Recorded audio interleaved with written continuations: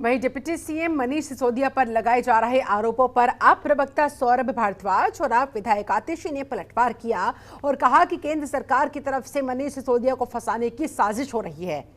वहीं आप विधायक दुर्गेश पाठक का कहना है कि केजरीवाल की बढ़ती हुई लोकप्रियता से मोदी जी डर गए हैं।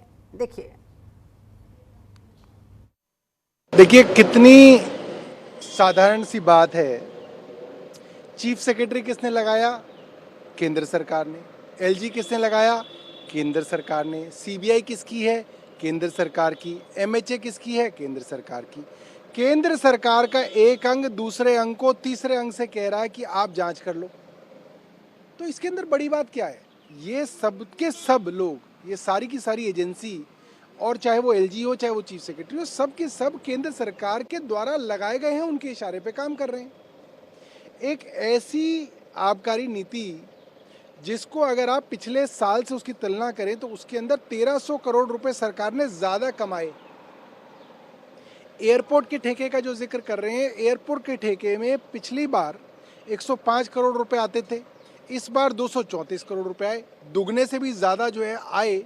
सिर्फ एयरपोर्ट के जो वाइन शॉप थी उससे सरकार ने की। अब मुझे ये समझ में नहीं आ रहा कि इसके अंदर घोटाला कहाँ से हुआ।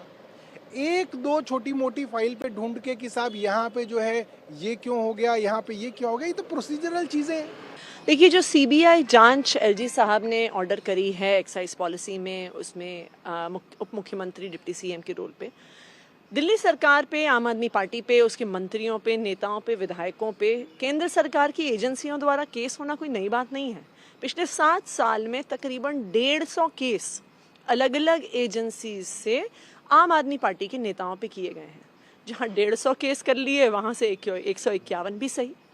लेकिन आज तक सीबीआई लगाने के बावजूद, दिल्ली पुलिस लगाने के बावजूद, ईडी लगाने के बावजूद, इनकम टैक्स डिपार्टमेंट लगाने के बावजूद आम आदमी पार्टी की और दिल्ली सरकार पर 1 पैसे का भ्रष्टाचार का आरोप केंद्र सरकार और उनकी एजेंसियां सिद्ध नहीं कर पाई।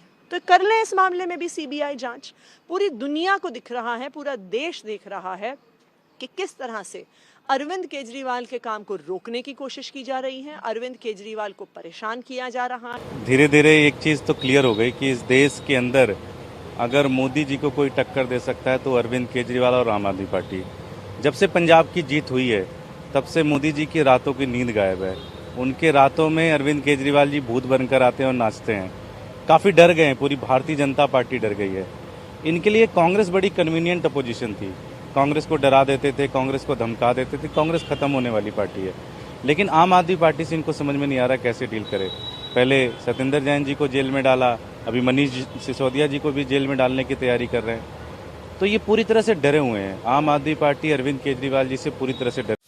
खबरों के निष्पक्ष विश्लेषण के लिए सब्सक्राइब करें Janatantra TV and press the bell icon. Never miss any update.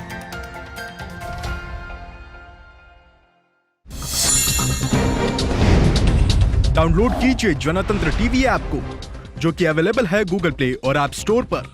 अधिक जानकारी के लिए अभी डाउनलोड करें।